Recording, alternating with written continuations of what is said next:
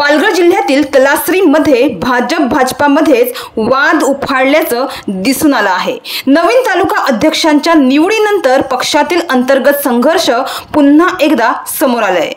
तलासरीत भाजपमध्ये पुन्हा एकदा अंतर्गत गटबाजीचा वाद समोर आलाय। तलासरी तालुका अध्यक्षपदी विवेक करमोडा यांची नुकतीच निवड झाली आहे।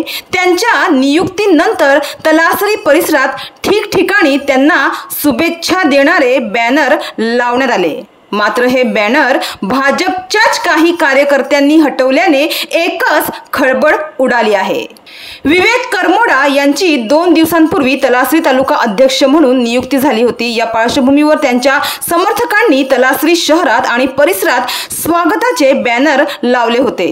परंतु डहाणू विधानसभा मतदारसंघाचे भाजपचे उमेदवार आणि माजी तलासरी तालुका अध्यक्ष विनोद मेढा यांच्या उपस्थितीत त्यांच्या काही कार्यकर्त्यांनी हे बॅनर काढून टाकले।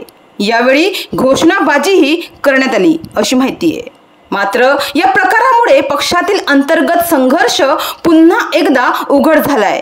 कार्यकर्त्यांमध्ये या घटनेमुळे तीव्र नाराजी असून स्थानिक गटांमध्ये वर्चस्वासाठी सुरू असलेले शीतयुद्ध आता उघडपणे रस्त्यावर उतरल्याचे चित्र आहे।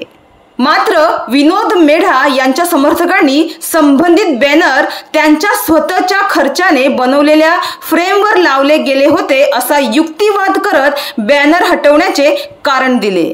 मात्र ही केवळ कारणांची सारवासारव असल्याचे स्थानिक कार्यकर्त्यांचं म्हणणं आहे। मात्र या प्रकारामुळे नागरिकांमध्येही संभ्रमाचे वातावरण निर्माण झालं आहे। पक्षात अंतर्गत वाद वाढत असल्याने त्याचा स्थानिक पातळीवर प्रभाव जाणवत आहे। या सगळ्या पार्श्वभूमीवर भाजपचे वरिष्ठ नेते या वादावर कोणती भूमिका घेतात याकडे सर्वांचंच लक्ष लागलं आहे। डहाणूवरून कल्पेश दळवी, विकास समाचार।